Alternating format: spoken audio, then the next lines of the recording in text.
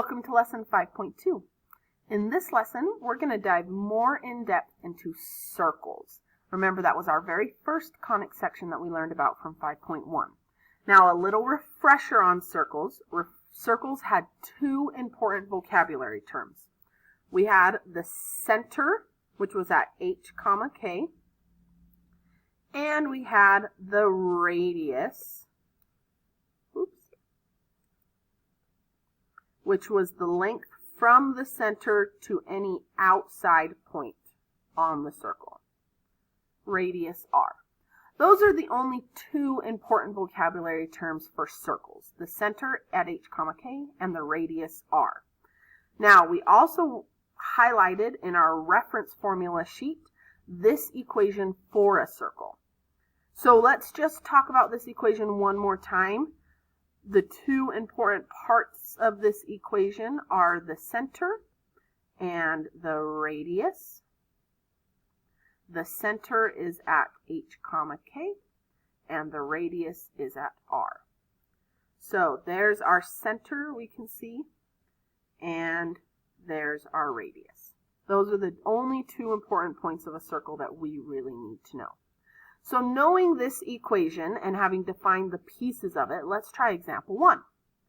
We want to write the standard equation of a circle that has this center.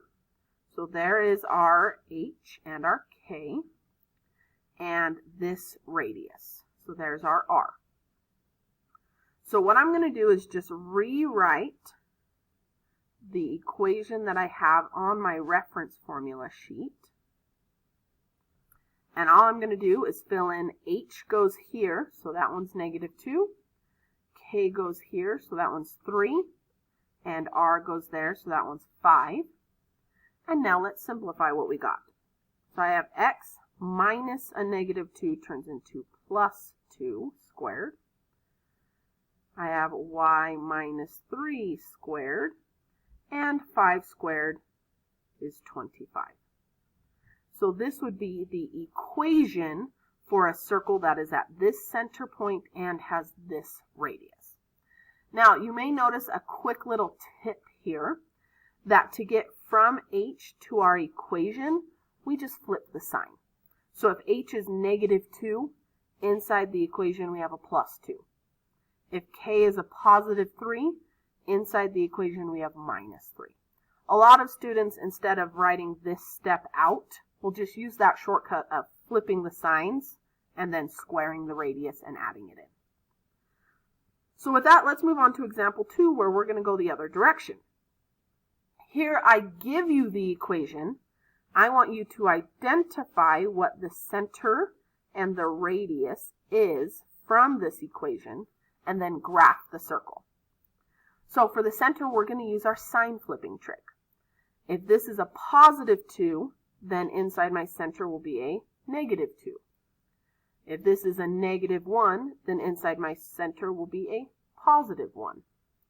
Notice that the number that's linked to the x goes in the x place of the center, and the number that's linked to the y goes in the y place of the center. Now, for our radius, remember that this number is r squared. So r squared is 4. So to find out what r is, I need to square root both sides to get 2. So my radius is 2. So now let's graph this. Let's put our center at -2, 1.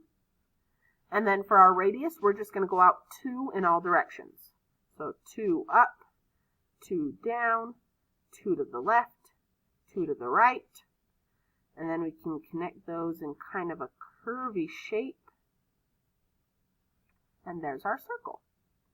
So that's how we can go backwards, take an equation, and work backwards to find the center and the radius to graph it. Now, in the next video, we're going to talk about what to do if the equation isn't given to us looking this pretty. What if the equation doesn't look as nice, and how do we change it to look better? We're going to use something called completing the square, which should sound pretty familiar. So come back in the next video, and that's what we'll talk about.